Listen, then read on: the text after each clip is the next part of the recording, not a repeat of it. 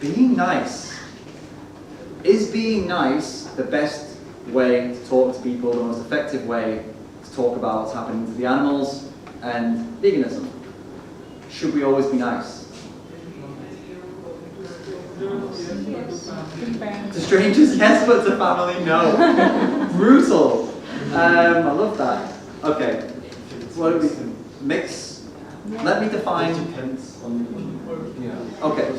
Let me define what I see as a nice person. This might change your mind. So how I see a nice person is someone that goes with the flow, doesn't really argue with anyone. You enjoy being around them because they make you feel good. That's how most people would say, oh, they're so nice because they're just so chill and cool and they're just nice, you know, it's just nice. And please, there's nothing negative about nice people. I love nice people. But is that the best thing to be in this situation when you're talking to somebody about the animals and veganism? Laid back, easygoing, you know, likable. Is that what you want to be for that entire conversation?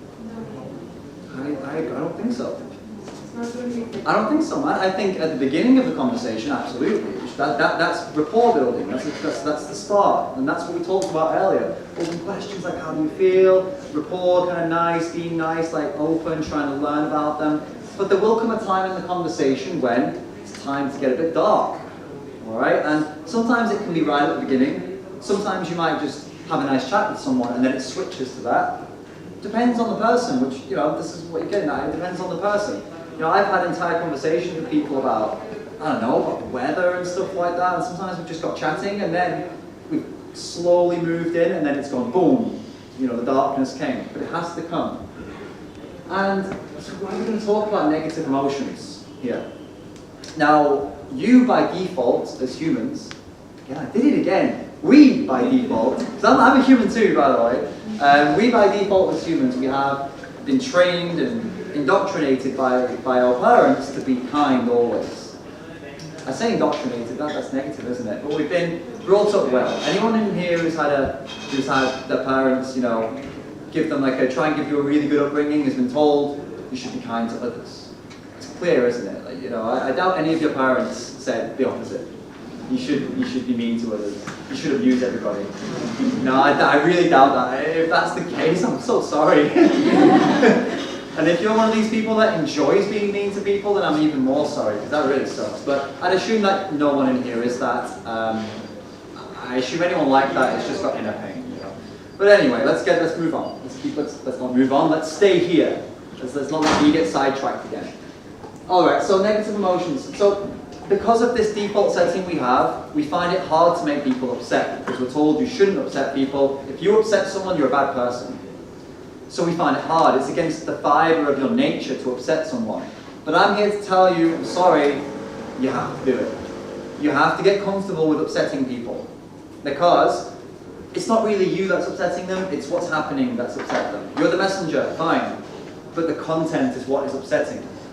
And if you cannot deliver this content in a way that's going to upset them, then frankly, you're not doing the best you can do for the animals here. And I'm going to tell you that I've done this a million times, alright, I've made these mistakes too. I'm not, again, none of this is looking down on anyone. I've been through this, I've come out the other side, and I still make these mistakes sometimes. What are these mistakes?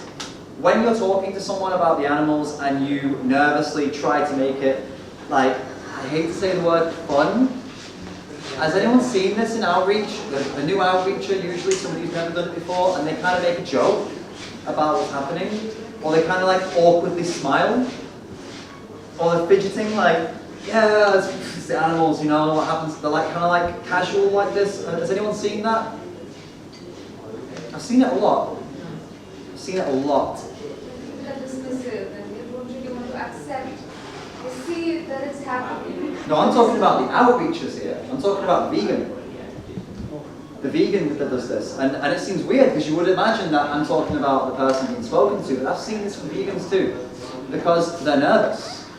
And when you're nervous, you smile. Or you make a joke. Or you, like, you know, get really dismissive and you're like, yeah, this is like the dairy industry, so like basically what's happening here is, you know, they get a bit like animated and it's nerves, alright?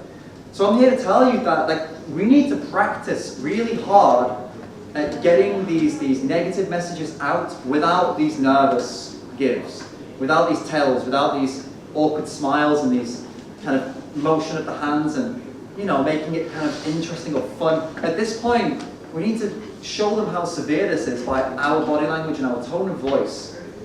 So for example, in India, you're talking about the dairy industry a lot. That's a big focus in India, I know that. Now, how to explain that in a really quick way, in the way that I'm talking about, would be something along the lines of, so a dairy cow is born, she's born for one reason only.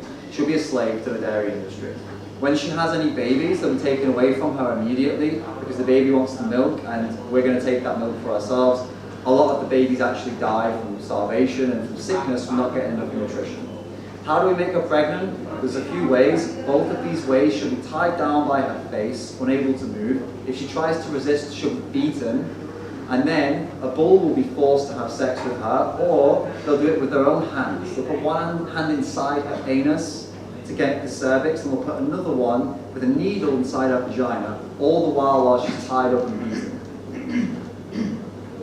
You see how just that sentence and the slight lower tone of voice and the seriousness of my face has switched this environment completely. You were all like happy a minute ago, and your eyes were high, and over there was a few people like even giving me like the head nod, you know, and like, it was all, everyone was interested and everything was going, and all of a sudden now you're all looking at me like I've just done something, like I've just killed an animal right here, you know? That's the power of your language and of your body language. It's how powerful it can be. I just switched 30 people into a really negative state of mind with one sentence or a few sentences, one paragraph. You have that power in you too. It's not that difficult. You just need to practice it. Get it right in your head and be ready to deliver it as soon as somebody asks, what's so bad about dairy? You need to be ready with that tone and tell them clear, this is what's wrong with dairy. You know, if it gets to that point. But it will get to that point. The conversation will always go there. It will always work its way up to this point, and there'll be that moment where you have to educate. That moment comes. Alright? So, get comfortable with negative emotions is the summary of this section.